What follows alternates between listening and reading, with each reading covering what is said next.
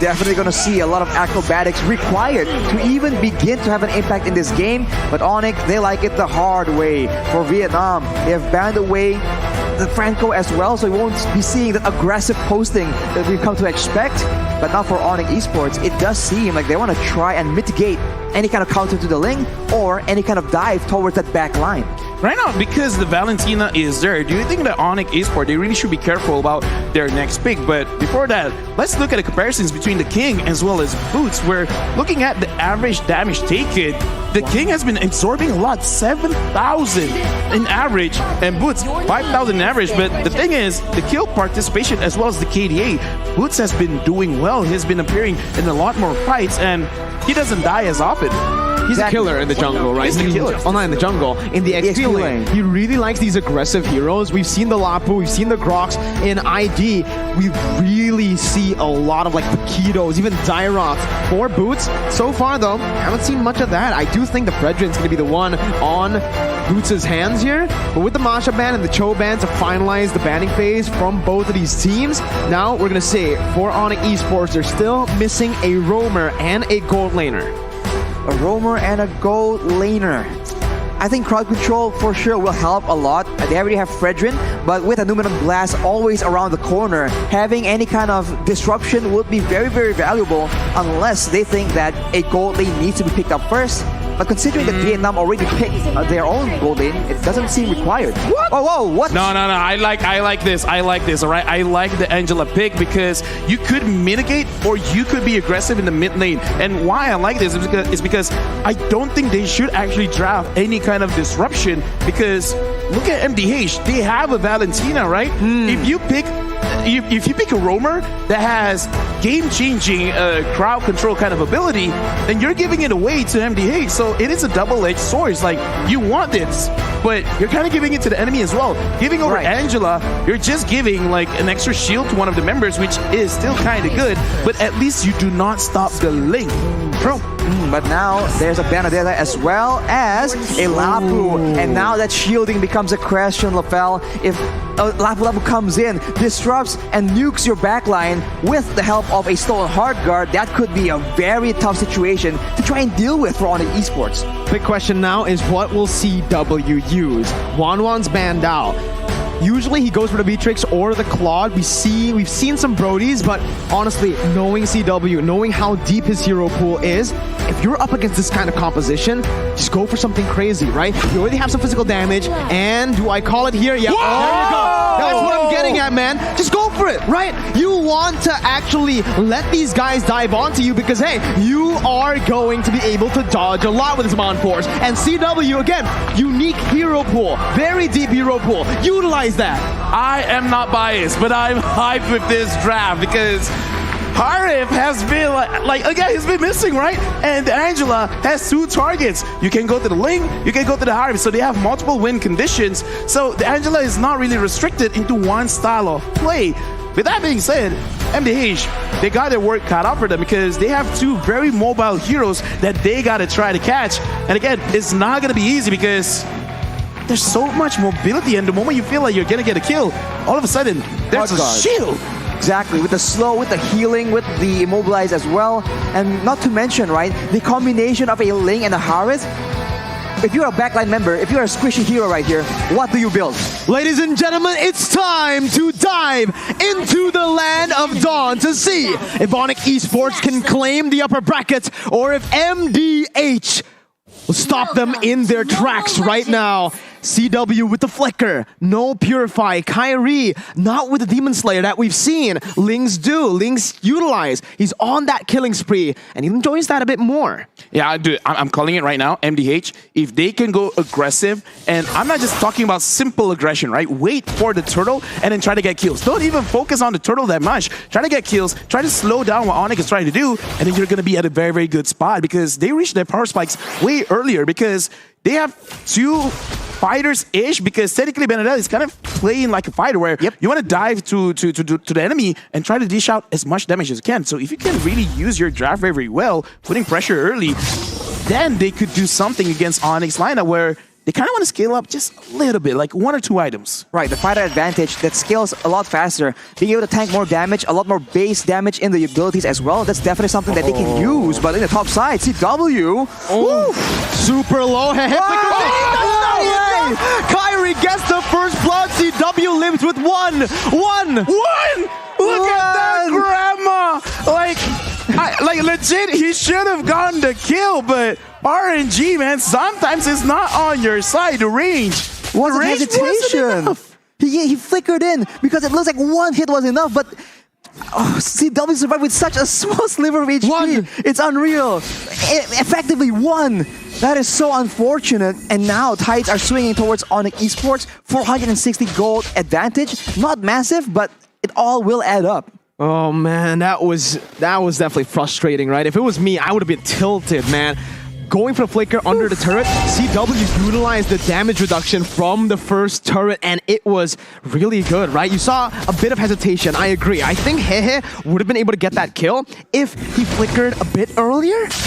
Yeah, but right now, looking at MDH, they're starting to turtle, and this is what I want to see. I want to see some of aggression, but Boots in the front. Oh, it's still Joga who wins out the red tree battle now with the King jumping in with the Bravest Spider. It is going to be Kyrie locked down by the Moon on Blast and the stun as the King picks up a kill on the back lines up against Boots. The King super low as Kyrie gets some HP back from the hard guard. It's a 1-for-1, but it's worth it for MDH. They got the turtle. They got the turtle, and they traded their EXP lane in the process. Later on, it might be a concern because, as we mentioned, the EXP lane right now is so critical to the macro maneuvers. So if they maybe let the King fall too far behind, he might get dethroned, and that would be a very tough situation if they're going to contest for the later objectives. I like what it did. I just want some kind of adjustment because just now the King went in alone, but I kind of feel like if Gnart and Midnight Help followed up with him, like just dove in as well, like kind of disrespecting Onic, it would have been a little bit better because, again, Ling has a lot of mobility in the early stage of the game, but not enough damage, and look at that! Oh, CW's gonna be caught here, doesn't have that Purify, he is going to be chained down with the stuns coming in. Sans finally rotates up top, but it's a bit too late. CW falls, and that's him missing on that gold minion. No gold income from that lane for him right now, and that was such a good engage. Beautiful. Coming in from the undetected bush for Nart. This is why the Lolita is just so dangerous and so oppressive as well. There's a lot of stuff that Nart can block on that bulwark, and of course in the early game it's deceptively high damage to clear the waves as well. I want to pay attention towards the Harvey because the mystery shop gets you items a little bit easier, a little bit faster, but look at this. He's putting points not only to the penetration but also to the cooldown. So for you to be able to dash a lot in the Zaman Force, you need at least around 33% cooldown. So if you build the cooldown boots as well as the Calamity Reaper, you can already go very, very aggressive. So he's gonna get his power spike way earlier compared to MDH. Now there's a question from me, right? Should have CW, I mean, I don't know. CW went for Flicker. Should he have went for that Purify? I feel like considering that there's two massive engages that are kind of telegraphed, it's not required, but it could be used as MDH goes in. That's a lot of resources placed down already. Need my help. Gonna use the real world revelation. 2 real world revelations popped in as Kyrie jumps in with the Tempest Blaze now, targeting towards Need My Help, but it's gonna be Kyrie stunned up. Still able to dash out with the Finch Poise and the Defiant Blade, but it's a 1-for-1. Mid laner for XP. Kyrie opting to go for the trade onto the purple buff instead of forcing and committing onto the turtle. The efficiency of Kyrie, though, understanding that, okay, we don't have control over the turtle pit, we might as well go for something else. And on that Ling, what can be more valuable than that purple buff? He goes in straight for it, and it's not ideal, but how quickly he makes the decision is very, very impressive. Yeah, again, like Kyrie is a different beast whenever he's using a high mobility kind of hero. Makes it very difficult for MDH because even though like the Lolita has been catching a lot of people off guard, but going up against like a Ling, it's not a secured catch. And right now, Gnart goes in. It looks like they're going for Onic. Okay, Zaman Force popped in the back line. It's not going to be taken low. Samo's still surviving, but will be shredded down. And CW looks for some more damage onto Hehe, who's still able to survive. Kyrie picks up a double, and it is going to be a 2-for-1 for now. Joga clearing out that way, but look who's here. It's the King, who's not able to do much here. Oh my god, that damage from Kyrie! Picking up a monster kill, and Joga's going to be next on the chopping block. Kyrie with a attempt to blaze now, looking for that kill, but will not be able to get in range. Samo just walks by, sends some love. Sense of love literally his way. And that is the speed that Onic is playing with right here. They're abusing that link pick. And if we take a look at the items, the Berserker's Fury has been built up. That is why the crits were hitting kind of hard. And of course, with a Vampiric Scepter, he has a bit more sustain, so it's not as easy to take him out. But Boots now is the target. Uh-oh, 1 HP from Boots gonna be shredded down by Hehe as Kyrie tries to look for some sort of trade, but it will not work out. It's still just MDH getting that kill for free. Meanwhile, in the mid lane, final blows gonna be popped into the back line, and CW jumps in with his Mon Force all the way, dodging everything, but he's gonna be terrified here. CW still flickering out, getting out of harm's way. Wow, that was an insane team fight. I was about to say CW, bit too aggressive, but it works this time. Yeah, I gotta say, like, the way that Onic is playing with their items is very, very impressive, because looking at how Kyrie is itemizing for himself, because he actually used the new attack speed items to make sure that he can farm a little bit faster, but the moment he has the Berserker's Fury, he is not shying away from the fight. Like, right now, he is almost optimal in terms of the way that he's using the timing with his items. And the same thing can be said with CW, because like I said, he has enough cooldown, so if he sees an opportunity, he can actually go for it. He does not need to wait for the second item to really be effective. Joga again with the final blow, but it's going to be the turtle cancelled out. Joga forced to use that eye for an eye on cooldown now. The Suns pops in, that real world. Kyrie, beautiful tempo plays to get out of that one with the help of the hard guard. Now, he's going to be able to try to sustain back up as CW zones them off. Oh my goodness, CW jumps on to 4, and nothing is going right for MDH here. The Praisers grab as well. CW looks for the cleanup. Need my help, needing some help now, but it will not be enough. CW picks up the kill. He's looking for the shutdown from Hehe. That is unfortunate. CW greeting out to try and make an outplay onto Hehe. Unfortunately, he just gets taken out. That's a shutdown at the hands of the marksman. But look at Hehe now. Another shutdown. No. And it's a godlike for Kyrie, who's now 7-0-1. Dude, like Kyrie right now, he's mad. He's mad. No wonder when I saw him, he had a very big grin on his face because he's like, the coach sizzling. I'm happy. But yeah, like, you guys probably can't hear this, but we're here, and the crowd, like the way that they reacted when like CW stayed a little bit too long and he died, I was like, oh. Like, I like the synchronization, and then when Kyrie gets a kill, it's like, ah. You can hear the home crowd advantage right here. But CW, he's so aggressive right now because, yes, he needs cooldown, Lofel, but he did build a holy crystal already, so... No, he doesn't need it anymore. It's like, yeah, I'm just going pure damage, man. Exactly. He thinks that the mobility is sufficient. Now, look at that burst damage. Right, aside from Ling right here, the side of MDH needs to be very, very careful because the Harith can very well perform like an assassin in these pick-off situations. I mean, you said it, right? Onic have the home crowd advantage, but if you look at the live chat, MDH definitely have the support of the live chat. Everyone's just spamming Hehe right now. I mean, are they just laughing? No, they are supporting from MDH. Yeah, dude. I mean, come on. Like, everyone here watching Mobile Legends Bang Bang, they just really like very, very good games. Isn't that right, Mirko, right? Mm-hmm. Yeah, and, for sure. And right now, looking at the game, it's not even that big of a difference because no matter how much we see Onic is performing mechanically, the goal difference is just 3.4K. That is a lot, don't get me wrong, but it's definitely comebackable. It is comebackable. Kyrie trying to make a play here on the other side of the map. Again, he is a Ling. He's super mobile, especially now that he's been getting all the purple buffs, right? No one's been able to really invade and contest. Right now, Sans is just zoning people away as CW slowly but surely chips on that Lord. It's a great mind game here because Kyrie is on the top side of the map. If you just look at the vision, you wouldn't expect that the Lord's being taken, but Onic, they're just showing MDH different looks. And now when they go for the Lord, actually, MDH are just not convinced. They're not sure. And Onic might just sneak this away. Well, we'll see, right? A miracle play can always happen, and Nart is looking for it. Wow. But Kyrie just seals it again with the cross-map plays, with the wave manipulation. They're able to just, again, suffocate MDH slowly but surely after getting that lead. Right now, honestly, I'm looking at the situation. Even I'm drawing a blank. What can MDH do? Because the way that I see it is, if Onic somehow doesn't kill, right? Like, he would eventually out-damage them, but because I kind of feel like it's kind of in a situation where you definitely can't catch Kyrie because the way that he's moving is a little bit too fast. Oh. But Bernard gets caught. Sans gets the hard guard, but it's going to fall right now, and that's need my help while she pops into real world inflation. CW now looking to look for a big play, but it's going to be caught down. Two members, the damage dealers from Onic Esports losing their life as Kyrie jumps in onto three members now. It's still Samo alone in the top lane with the Lord, looking for some play, but Nard's going to be able to stun him up. Joka looking for more damage to follow it up, but it will not be enough. Onic Esports got the Lord, but again, nothing on the board. I'm sorry, did I just cast a curse myself? It's like, oh, I don't see any way, but the King, 1v1, Kyrie, legendary. A fist fight in the bottom side there. Fighter against Assassin, by the way, doesn't even matter.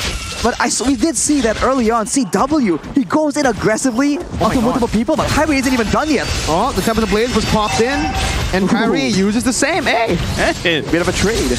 That was honestly just style points for both of them. I mean this in the most respectful way, but monkey see, monkey do. Monkey see, monkey do. In the most respectful, because that's Valentina's ult. Yeah, but you know, that's a proverb. I am you. Yeah, I am you. It is a saying, but now looking at the items, CW has the concentrated energy. If early on he goes in and he gets taken out, now with the extra bit of sustain, with the Feather of Heaven as well, he's going to be able to actually be a lot more survivable. And keep in mind, while all this is happening, Sans has that glowing wand, Ice Queen's wand combo. He went for the book, like you mentioned, Lafel, but the Enchanted Talisman will allow him to just be so obnoxious. And right here, if you're MDH, you have to be concerned about the Yve, the Ling, as well as that Harith, and it's just such a difficult situation. I just want to point out, looking at Ling's goal, 11,000, right now it's 12 minutes. He's almost hitting that 1,000 gold per minute mark. Kyrie is getting a lot of gold here by getting kills as well as farm. He's farming heroes. We've mentioned, again, well, you've mentioned, Lafel, that this is still comebackable. It's only a 5,000 gold lead, and if MDH are able to actually withstand, pull it to the late game, they might be able to do it, but now Kyrie jumps in onto 5 members with the hard guard. He's going to be all there, dealing everything, picking up the kills with the help of the team. The King jumps in with the Bravest Fighter, and Joga rotates too, but it's a 2-for-0 in favor of Onic Esports as the Lord spawns in. That was such a unique engage right there. They go in with Kyrie, and as everyone is just distracted, Sans comes in, drops the slow, and uses the Ruin Manipulation, and that effectively just corrals everyone from MDH to such a difficult situation. They're able to escape, but they lose Hehe, which is like the core key member that they need to rely on in this late game. With that, that's a free Lord, and Onyx play for the Lord in particular is just so good, so creative, and so solid. I would say, like, that was almost too easy because they didn't even really have to focus on any target, because even their like focus attack kind of feels like an AoE at this point, because Kyrie goes in, he hits 3 people at the same time, and then like when CW engages with Zaman Force as well, his Chrono Dash is actually hitting quite a lot of people, so that's why it ended so fast. The burst damage is a lot, but the fact that the burst damage hit on 3 people at the same time, that was unfortunate positioning by MDH, making it easy for Onic. Uh-oh, Joga here. Okay, still able to get out. Again, that's that tank Benedetta build that's really helping them out here in a position where they are behind 8,000 gold. But again, this is the question I want to ask. MDH, you said it's still comebackable. Now, is it still comebackable? And if so, how do they get it done? They have to wait for overextension from Onic because they cannot outrange Onic at this moment. So if Sans uses the Ruin Manipulation, that already zones out Hehe, the main key to victory, away from these big fights. So they have to wait for a base play for sure. But Onic, they're way too smart to make a mistake. But look at that! Boots jumps in, finds 3 on the taunt, and the Dumanal Blast will be popped in, but it only finds Boots. CW with the Zaman Force just dashing all across the place. Kyrie picks up a legendary. Joke is going to fall as well, as Kyrie wreaks havoc in the backline with CW, who's looking for a triple kill. But it is all that she wrote. Onic Esports, once again, they want the upper brackets. They'll break the curse, and they'll move on from the group stages. I mean, look at that, man. Like, sheer confidence moving all across the map. It really shows micro and macro play is strong, but they put in a little bit of spice in there. It looks like MDH, they couldn't handle the heat. I would hate to be any team going up against Onic right here because as we mentioned, there's so many things to watch out for. You said it yourself, Rafael. Everything begins so quick and ends so quickly as well. Who do you try and focus? Who do you look out for? Because everyone can be a threat, and Onic is so good at switching it up. They feint out, they show you one guy, they use the other to take you out. And when you can do this again and again, that is a huge mental strain in your strategic thinking. Yeah, I mean, like, here's the thing, right? Onic